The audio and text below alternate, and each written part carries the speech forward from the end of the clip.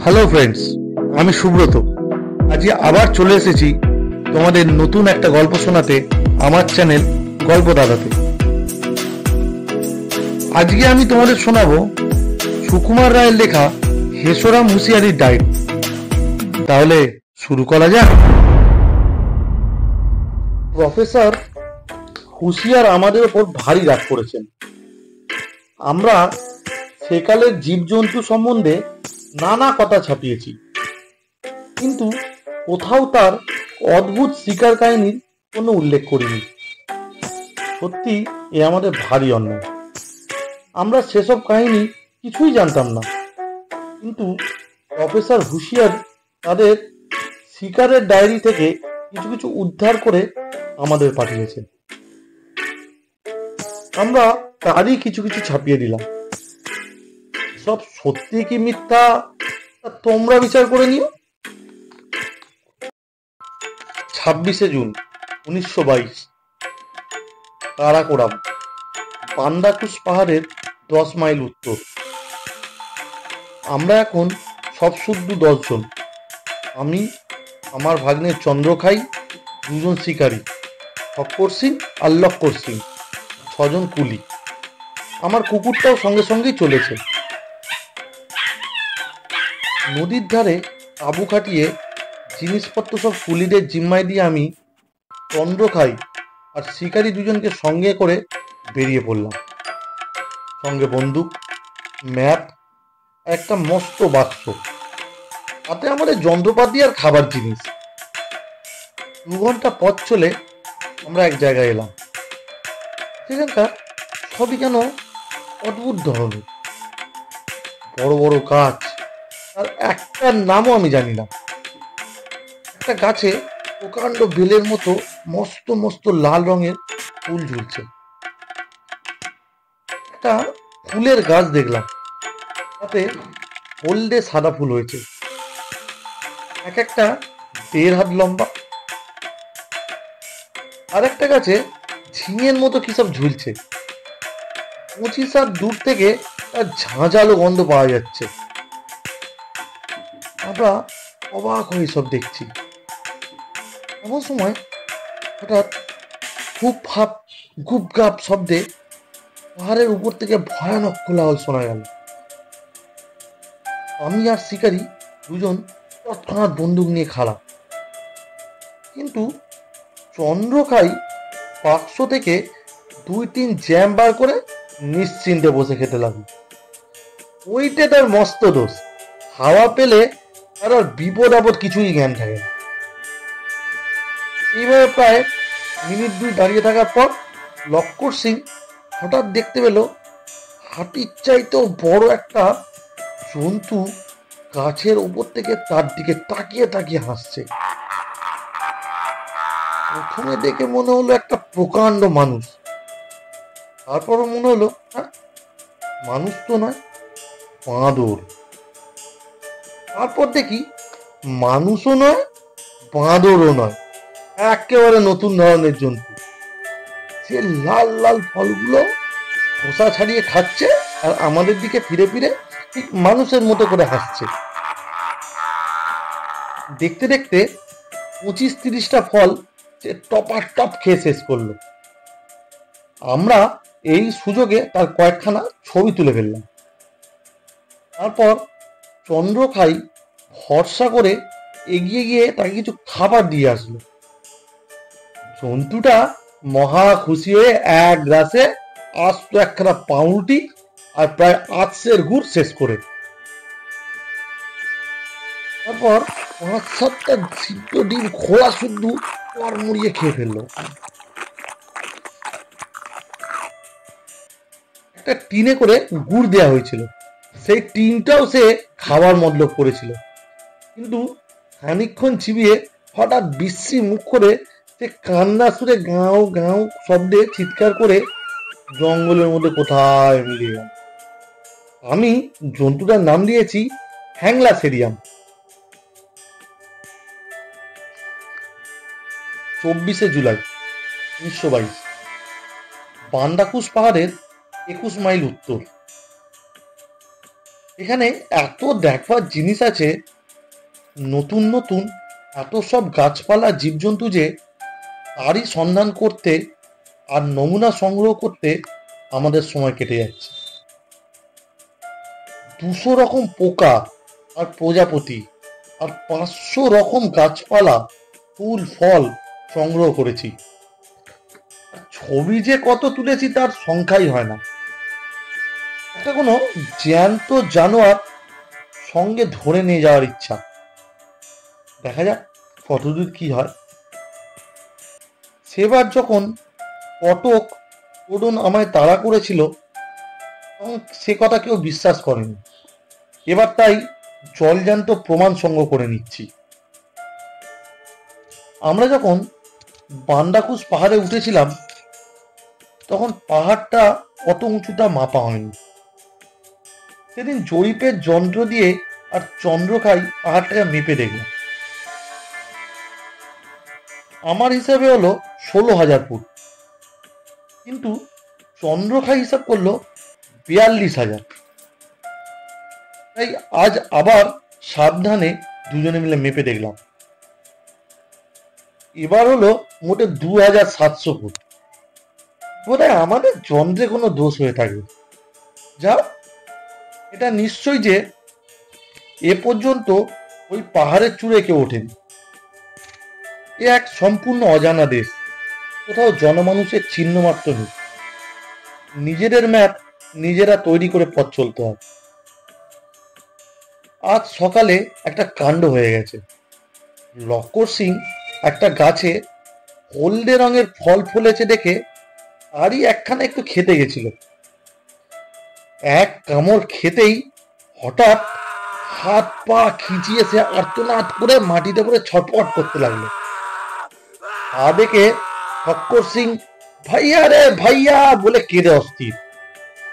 যাও, মিনিট 10 ওরকম হাত পা ছুড়ে লক্কর সিং একটু ঠান্ডা হয়ে উঠে বসলো। তখন আমাদের চোখে পড়লো একটা জন্তু কাছেই ঝোপের আড়াল থেকে অত্যন্ত বিরক্ত মতন মুখ করে আমাদের দিকে তাকিয়ে আছে। তার চেহারা দেখলে মনে হয় যে সংসারে তার কোনো সুখই নেই।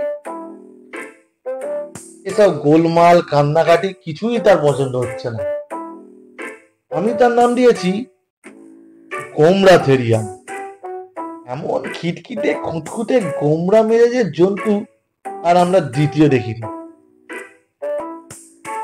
আমরা তাকে টুয়াচ টুয়াচ করে খাবার দিয়ে ভোলাবার চেষ্টা করেছিলাম, কিন্তু সে অত্যন্ত বিশ্রী মতো মুখ করে ফোঁস ফোঁস ঘোঁত ঘোঁত করে অনেক আপত্তি জানিয়ে 8খানা পাউরুটি আর 2টো কলা খেয়ে তারপর একটুখানি পেয়ারার জেলি মুখে দিতে এমন চটে গেল যে রেগে সারা গায়ে জেলি আর মাখন মাখিয়ে আমাদের দিকে পিছন ফিরে মাটিতে মাথা ঢুকতে লাগলো।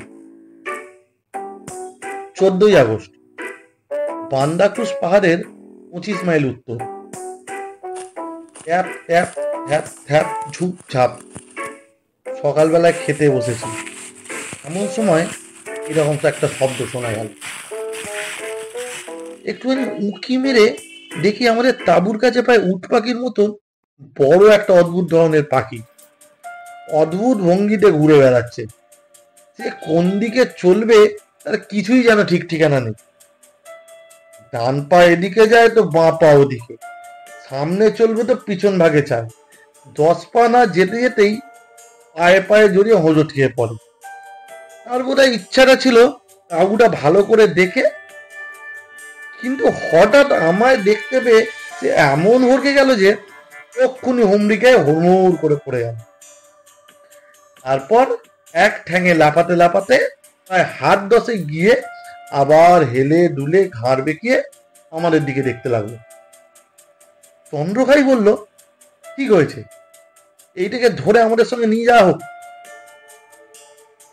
তখন সকলের উৎসাহ দেখে কে। আমি ছক্কর সিংকে বললাম, তুমি বন্দুকের আওয়াজ করো, তাহলে পাখিটা নিশ্চয়ই চমকে পড়ে যাবে, আর সেই সুযোগে আমরা 4-5 জন তাকে চেপে ধরবো। ছক্কর সিং বন্দুক নিয়ে আওয়াজ করতেই পাখিটা ঠ্যাং মুড়ে মাটির ওপরে বসে পড়ল, আর আমাদের তাকিয়ে ক্যাট ক্যাট শব্দ করে ভয়ানক জোরে ডানা ঝাপটাতে লাগলো। তাই দেখে আমাদের আর এগুতে সাহস হলো না। কিন্তু লাক্কার সিং হাজার হোক তেজি লোক তো, সে দৌড়ে গিয়ে পাখিটার বুকে ধাই করে একটা ছাতার বাড়ি বসিয়ে দিল। ছাতার বাড়ি খেয়ে পাখিটা তৎক্ষণাৎ 2 পা ফাঁক করে উঠে দাঁড়ালো। তারপর লাক্কার সিং এর দাড়িতে কামড়ে ধরে ঘাড়ের ওপর 2 পা দিয়ে ঝুলে পড়ল। ভাইয়ের বিপদ দেখে লাক্কার সিং বন্দুকের বাঁট দিয়ে পাখিটার মাথাটাকে হেডলে দেওয়ার আয়োজন করেছিল, কিন্তু সে আঘাতটা পাখিটার মাথায় লাগলো না, লাগলো গিয়ে লাক্কার সিং এর বুকে। তাতে পাখিটা ভয় পেয়ে লাক্কার সিং কে ছেড়ে দিল বটে, কিন্তু 2 ভাই এমন মারামারি বেঁধে উঠলো যে আমি ভাবলাম দুটোই এবার মরবে। দুজনের তেজ কি তখন! আর আমি 2জন কুলি লাক্কার সিং এর জামা ধরে টেনে রেখেছি। সে আমাদের শুদ্ধ হিচড়ে নিয়ে ভাইয়ের নাকে ঘুষি চালাচ্ছে। চন্দ্রখাই রীতিমতো ভারিক্কে মানুষ, সে লাক্কার সিং এর কোমর ধরে লটকে আছে। লাক্কার সিং তাই শুদ্ধ মাটি থেকে 3 হাত লাফিয়ে উঠে বন বন করে বন্দুক ঘোরাচ্ছে। হাজারো পাঞ্জাবের লোক কিনা, মারামারি থামাতে গিয়ে সেই ফাঁকে পাখিটা যে কখন পালালো আমরা টেরই পেলাম না। যা হোক, এই ল্যাগ ব্যাক পাখি বা ল্যাগ ব্যাগার্নিসের কতগুলো পালক আর কয়েকটা ফটোগ্রাফ সংগ্রহ করেছি, তাতেই যথেষ্ট প্রমাণ হবে। 1 সেপ্টেম্বর, কাগরামতি নদীর ধারে। আমাদের সঙ্গের খাবার ইত্যাদি ক্রমশে ফুরিয়ে আসছে। তরি তরকারি যা ছিল তা তো আগেই ফুরিয়েছে। টাটকা জিনিসের মধ্যে সঙ্গে কতগুলো হাঁস আর মুরগি আছে। তারা রোজ কয়েকটা করে ডিম দেয়। তাছাড়া খালি বিস্কুট, জ্যাম, টিনের দুধ আর ফল, টিনের মাছ আর মাংস, এইসব কয়েক সপ্তাহের মতো আছে। সুতরাং এই কয়েক সপ্তাহের মধ্যে আমাদের ফিরতে হবে। আমরা এইসব জিনিস গুনছি আর সাজিয়ে গুছিয়ে রাখছি, এমন সময় লাক্কার সিং বলল যে লাক্কার সিং ভোরবেলা কোথায় বেরিয়েছে, এখনো পর্যন্ত ফেরেনি। আমরা বললাম ব্যস্ত কেন, সে তো আসবে, যাবে কোথায়? কিন্তু তারপরেও 2-3 ঘন্টা যখন কেটে গেল, লাক্কার সিং এর দেখা পাওয়া গেল না। আমরা তাকে খুঁজতে বেরোয়ার পরামর্শ করছি, এমন সময় হঠাৎ একটা ঝোপের উপর থেকে একটা প্রকাণ্ড জানোয়ারের মাথা দেখা গেল। মাথাটা উঠছে নামছে আর মাতালের মতো টলছে। দেখেই আমরা সুসুর করে তাঁবুর আড়ালে পালাতে যাচ্ছি, এমন সময় শুনলাম লাক্কার সিং চেঁচিয়ে বলছে, পালিও না, পালিও না, ও কিছু বলবে না। তারপরের মুহূর্তেই দেখি লাক্কার সিং বুক ফুলিয়ে সেই ঝোপের আড়াল থেকে বেরিয়ে এলো। আর পাগড়ির কাপড় দিয়ে সে অত বড় জানোয়ারটাকে বেঁধে নিয়ে এসছে। আমাদের প্রশ্নের উত্তরে লাক্কার সিং বলল যে সে সকালবেলায় কুঁজো নিয়ে নদী থেকে জল আনতে গিয়েছিল। ফিরবার সময় এই জন্তুটার সঙ্গে তার দেখা। তাকে দেখেই জন্তুটা মাটিতে শুয়ে কো কো শব্দ করতে লাগলো। সে দেখলো জন্তুটার পায়ে কাঁটা ফুটেছে আর তাই দিয়ে দরদর করে রক্ত পড়ছে। লাক্কার সিং সাহস করে তার পায়ের কাঁটাটা তুলে বেশ করে মুছে নিজের রুমাল বেঁধে দিল। তারপর জানোয়ারটা তার সঙ্গে সঙ্গেই আসছে দেখে সেটাকে পাগড়ি দিয়ে বেঁধে নিয়ে এসছে।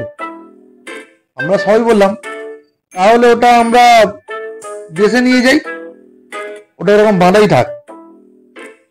জন্তুটার নাম রাখা হলো ল্যাংড়া থেরিয়াম।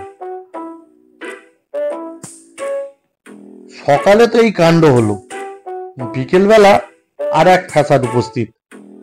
তখন আমরা সবে মাত্র তাঁবুতে ফিরেছি, হঠাৎ আমাদের তাঁবুর বেশ কাছেই একটা বিকট চিৎকারের শব্দ শোনা গেল। অনেকগুলো চিল আর পেঁচা একসঙ্গে চেঁচালে যেরকম আওয়াজ হয়, অতটা সেরকম। ল্যাংড়া থেরিয়াম ঘাসের ওপর শুয়ে শুয়ে একটা গাছের লম্বা লম্বা পাতা ছিঁড়ে খাচ্ছিল।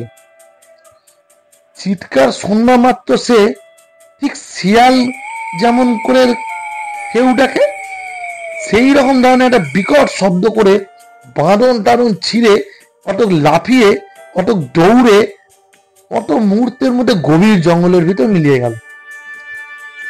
আমরা ব্যাপারটা কিছুই বুঝতে না পেরে ভয়ে ভয়ে খুব সাবধানে এগিয়ে গিয়ে দেখি একটা প্রকাণ্ড জন্তু। সেটা কুমিরও নয়, সাপও নয়, মাছও নয়, অথচ তিনটারই কিছু কিছু আদল আছে। সে এক মস্ত হাঁ করে প্রাণপণে চেঁচাচ্ছে, আর একটা ছোট নিরীহ গোছের কি যেন জানোয়ার হাত পা এলিয়ে ঠিক তার মুখের সামনে আড়ষ্ট হয়ে বসে আছে। আমরা মনে করলাম যে এইবার বেচারাকে খাবে বুঝি, কিন্তু 5 মিনিট গেল, 10 মিনিট গেল, কেবল চিৎকারই চালতে লাগলো, খাওয়ার কোনো চেষ্টাই দেখা গেল না। লাক্কার সিং বলল, আমি ওটাকে গুলি করি। আমি বললাম, কাজ নেই, গুলি যদি ঠিক মতো না লাগে তাহলে জন্তুটা খেপে গিয়ে কি জানি কি করে বসবে, তা কে জানে। এই বলতে বলতেই ধীরে জন্তুটা চিৎকার থামিয়ে সাপের মতো এঁকে বেঁকে নদীর দিকে চলে গেল। চন্দ্রভাই বলল, এই জন্তুটার নাম দেওয়া যাক চিল্লা নৌরাজ। শক্কর সিং বলল, ও বাচ্চা কো নাম দেও বেচারা থেরিয়া।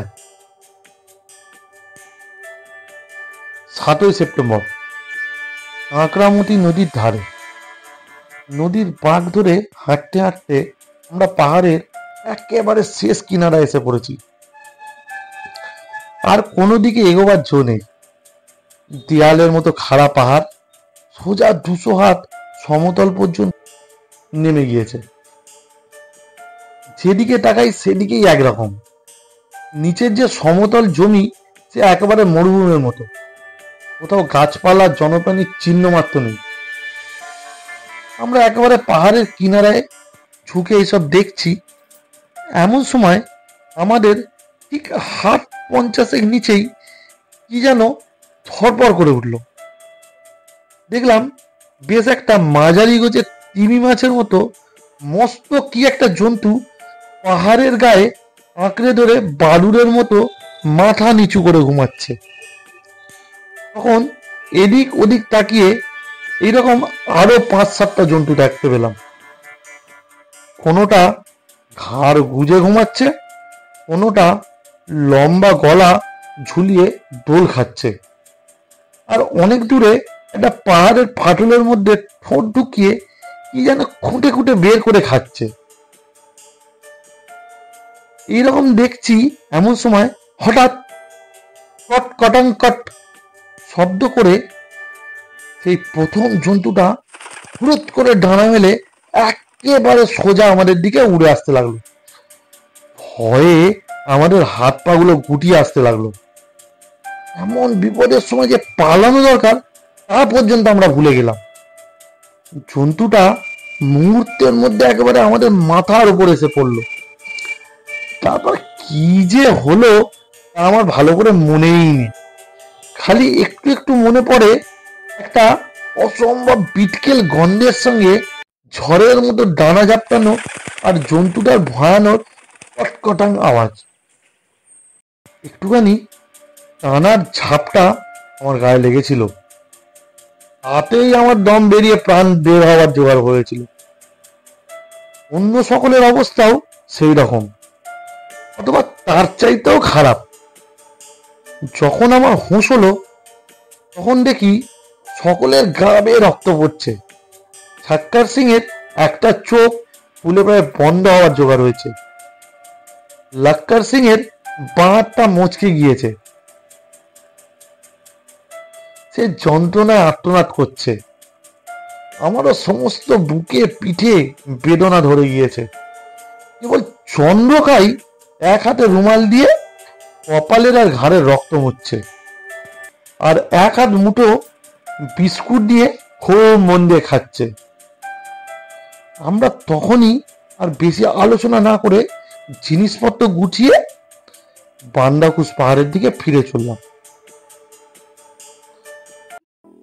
প্রফেসর হুঁশিয়ারের ডায়েরি এখানেই শেষ, কিন্তু আমরা আরো খবর জানাবার জন্য তাকে চিঠি লিখেছিলাম, আর উত্তরে তিনি তার ভাগ্নেকে পাঠিয়ে দিয়ে লিখলেন, এর কাছেই সব খবর পাবে। চন্দ্রখাইয়ের সঙ্গে আমার যে কথাবার্তা হয় খুব সংক্ষেপে তা হচ্ছে এই যে, আপনারা যে সমস্ত নমুনা সংগ্রহ করেছিলেন সেসব কোথায় গেলে দেখতে পাওয়া যায়? সেসব হারিয়ে গেছে। বলেন কি, হারিয়ে গেল? এমন সব জিনিস হারিয়ে ফেললেন? হ্যাঁ, প্রাণটুকু যে হারায়নি তাই যথেষ্ট। সে দেশের ঝড় তো আপনারা দেখেননি, তার এক একটা ঝাপটায় আমাদের যন্ত্রপাতি, বড় বড় তাবু আর নমুনার বাক্স সব কাগজের মধ্যে হুস করে উড়ে গেছে। আমাকেই তো 5-7 বার উড়িয়ে নিয়ে চলে গেছিল। একবার তো ভাবলাম তো মরেই গেছি। কুকুরটাকে যে কোথায় উড়িয়ে নিয়ে গেল সেটা খুঁজেই পেলাম না। সে যা বিপদ! কাঁটা কম্পাস, প্ল্যান ম্যাপ, খাতাপত্র কিছুই আর বাকি রাখেনি। কি করে যে ফিরলাম আসলে আপনার চুলদারি সব সজারুর মতো কাঁটা হয়ে খাড়া হয়ে উঠবে। হাত পেটা খেয়ে, কোনোদিন না খেয়ে, আন্দাজে 5 ছেলে 2 সপ্তাহে রাস্তা পার হতে আমাদের পুরো 3 মাস লেগেছিল। তাহলে আপনাদের প্রমাণ টমান যা ছিল সব নষ্ট হয়ে গেছে? এই তো আমি রয়েছি, মামা রয়েছে, আবার কি প্রমাণ চাই? আর এই আপনাদের যে কতগুলো ছবি এঁকে এনেছি এতেও আপনারা অনেকটা প্রমাণ পাবেন। আমাদের ছাপাখানার একটা ছোকরা ঠাট্টা করে বলল, আপনি কোন থরিয়াম? আর একজন বলল, উনি হচ্ছেন গপ্পথেরিয়াম, বসে বসে গপ্প মারছে। শুনে চন্দ্রকাই ভীষণ রেগে আমাদের টেবিল থেকে এক মুঠো চিনে বাদাম আর গোটা আস্তেক পান উঠিয়ে নিয়ে গজগজ করতে করতে বেরিয়ে গেল। ব্যাপার তো এই। এখন তোমরা কেউ যদি আরো জানতে চাও তাহলে আমাদের ঠিকানায় প্রফেসর হুঁশিয়ারকে চিঠি লিখলে আমরা তার জবাব আনিয়ে দিতে পারি। কেমন লাগলো আজকের গল্প বন্ধুরা? কমেন্ট করে জানাও আমায়। ভালো লাগলে লাইক করো, শেয়ার করো, বন্ধুদেরকেও শোনাও।